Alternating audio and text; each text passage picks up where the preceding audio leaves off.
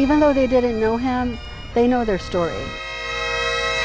A story that has been etched in the minds of Mary Alice Muncy in Atascosa County for 20 years. Her husband, Deputy Thomas Muncy, along with Deputy Mark Stevenson and DPS Trooper Terry Miller, murdered on October 12, 1999.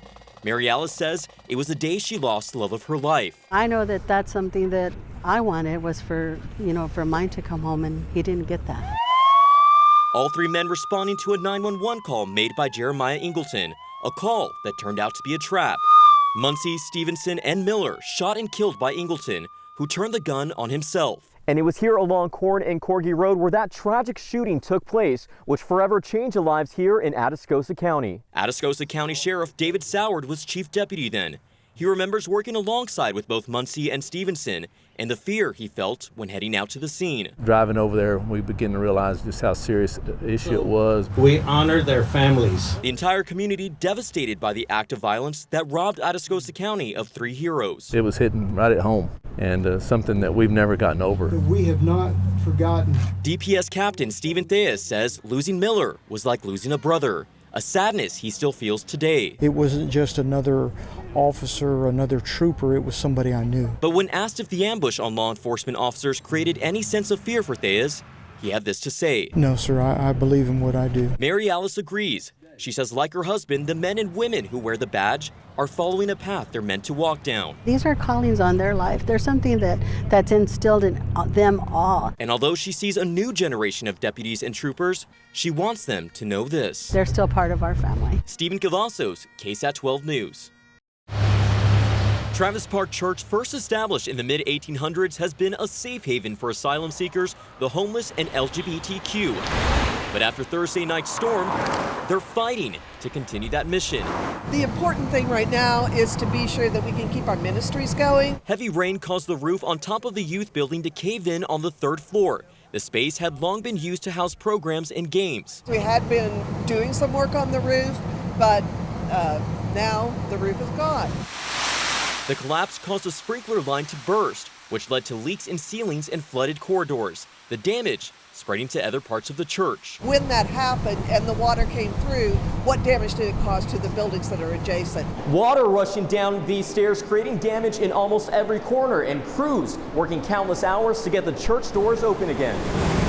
A trail of destruction left behind, and Senior Pastor Eric Vogt is still unsure of how long it will take to bring back a sense of normal for the congregation. We don't know all the details yet, but have a number of helpful folks on scene, and we're going to be working that out over the next few days. But remains thankful for the community that has stepped in to help pick up the pieces. We think God helps through lots of different means, and so we can use any help that folks can give. And he says through it all, they're still holding on to hope. We're going to carry on doing what we do. This island and really the lake is populated by migratory birds and others who have lived here for very long. But starting in late November, the white cattle egrets at Elmendorf Lake Park will be cleared out.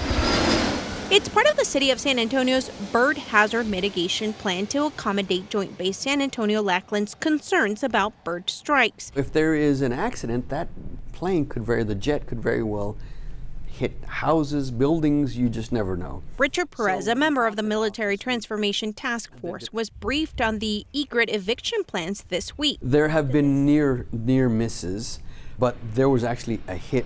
A bird was sucked into one of the engines of the F-16. No one was hurt in the late August strike, but he says there was more than $500,000 in damages, and in Military City, those are assets that need to be protected. We're not going to destroy any birds. That's not the goal.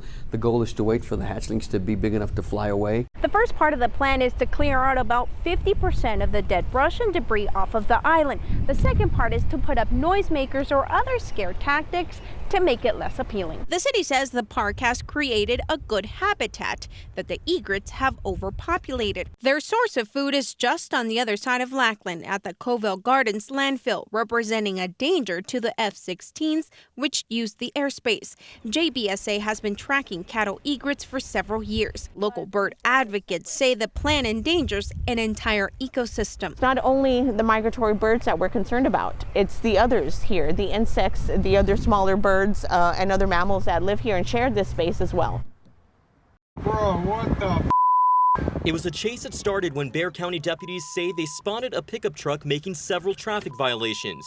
But that attempted traffic stop led to a domino effect, with traffic delays and multiple crashes. Last night, Sheriff Javier Salazar says it was a chase that was necessary. When you're letting that vehicle go as an unguided missile, you're really taking other people's lives into your own hands, and this is going to be handled accordingly. 2 men identified as Mario Mendoza and David Efert arrested on the scene. Salazar adding both had motive to run from authorities. What it appears at this point is that those two suspects have multiple felony warrants for their arrests. Felonies relating to possession of drugs and weapons. The sheriff saying his deputies responded accordingly. We're looking at this to make sure that everything was complied with policy-wise, but preliminarily it appears that our officers just did a great job. But San Antonio Police Chief Willie McManus disagrees. Am I angry about it? Yes, I am. San Antonio Police Officer Ralph Delgado was helping with the traffic in the aftermath when he was hit by a pickup truck and pinned up against a guardrail. Our officer is lying in the hospital with a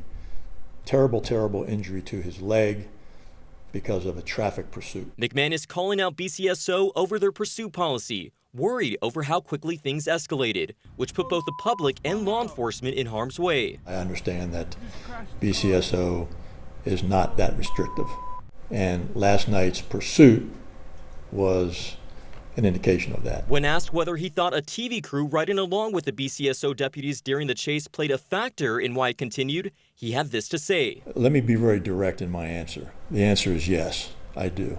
And when it comes to the safety of the public and his officers, McManus isn't afraid to voice his concerns.